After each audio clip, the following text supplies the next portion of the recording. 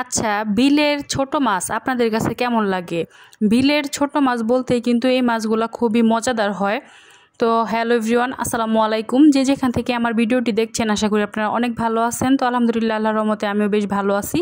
তো আজকে আপনাদের সাথে শেয়ার করব বিলের মাছ। তো এই বিলের মাছগুলা কিন্তু একদমই ফ্রেশ ছিল, মানে তাজা আর কি। তো আমাদের এলাকায় পাশের যে বিল আছে সেই বিল থেকে কিন্তু একদমই টাটকা এই মাছগুলা মানে নিজেরা আসলে জাল দিয়ে মানে মারা হয়েছে। তো সেই মাছগুলা খেতে কিন্তু খুবই মজাদার হয়। আর এখানে কিন্তু পাঁচমিশালি মাছ আছে।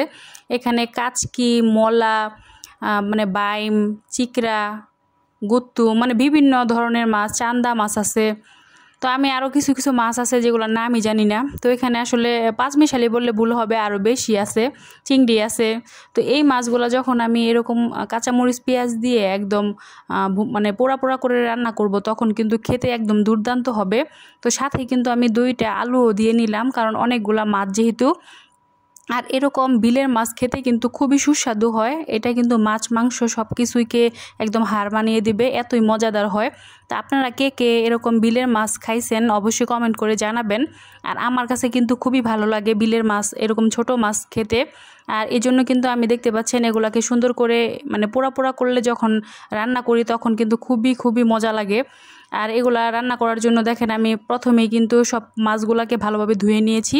তারপর এখানে কিন্তু পেঁয়াজ, কাঁচামরিচ আর আলু কুচি দিয়ে পরিমাণ মতো হলুদ, মরিচ, লবণ, তেল সব কিছু দিয়ে এখন ভালোভাবে মাখিয়ে নেব।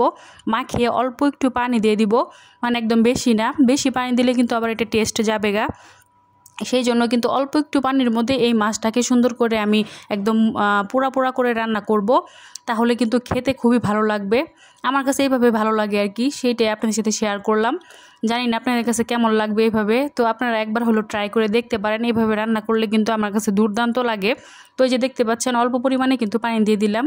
এই যে পানির পরিমাণ কিন্তু অল্প পরিমাণে দিতে হবে, কারণ মাছগুলো যেহেতু ছোট খুব তো সহজেই সিদ্ধ হয়ে যাবে। আর আলু তো আরও আগে সিদ্ধ হয়ে যায়। তো এই যে দেখতে পাচ্ছেন এখন কিন্তু আমি সুন্দর করে ঢাকনা দিয়ে বসিয়ে দেব। আর কিছুক্ষণ পরে দেখতে পাচ্ছেন কালারটা কত সুন্দর আসছে। তো মাছটা কিন্তু একদমই সিদ্ধ হয়ে গিয়েছে। তো আর কিছুক্ষণের মধ্যেই কিন্তু আমার এই মানে পানিটা একদম ভালোভাবে শুকিয়ে আসবে। আর শুকিয়ে যখন একটু পোড়া পোড়া হয়ে আসবে তখনই কিন্তু আমি নামিয়ে নিব। এভাবেই কিন্তু আমার কাছে বেশি ভালো লাগে। গুঁড়া মাছ যেহেতু একটু কাটা কাটা হয়, সেই কারণে কিন্তু একদমই পোড়া পোড়া করে রান্না করলে কিন্তু খেতে ভালো লাগে বেশি। তো অনেকেই গুঁড়া মাছ খেতে পছন্দ করেন না, তবে গুঁড়া মাছ কিন্তু খুবই পুষ্টিকর, এটা কিন্তু চোখের জন্য খুবই গুরুত্বপূর্ণ। আর বড় মাছ কিন্তু ততটাও স্বাস্থ্যের জন্য ভালো না, তাই গুঁড়া মাছটা আসলে সকলেই বেশি খাওয়া প্রয়োজন। বাট আমার কাছে কিন্তু গুঁড়া মাছ যেরকম ভালো লাগে সেরকম মাঝে মাঝে একটু বিরক্তিকরও লাগে, মাঝে মাঝে কাটাও বেঁধে যায়। সেই জন্য কিন্তু অনেকে অ্যাভয়েড করে গুঁড়া মাছটাকে। বাট গুঁড়া মাছটাই কিন্তু সবচেয়ে ভালো বা সবচেয়ে মজাদার একটি খাবার। তো দেখতে পাচ্ছেন আমার মাছটা কিন্তু প্রায় হয়ে গিয়েছে, এই যে দেখতে পাচ্ছেন। তো এখন কিন্তু উপর দিয়ে মানে আমাদের নিজেদের গাছের ধনিয়া পাতা উপর দিয়ে দিয়ে দিব। এত সুন্দর একটা স্মেল আসে এই ধনিয়া পাতাগুলার, মানে মানে ঘ্রাণে থাকা যায় না, এরকম অবস্থা। তো এখন কিন্তু আমি ঢাকনা দিয়ে ঢেকে দেব। আর 1-2 মিনিটের মধ্যে কিন্তু এটাও সুন্দরভাবে একদম সিদ্ধ হয়ে যাবে।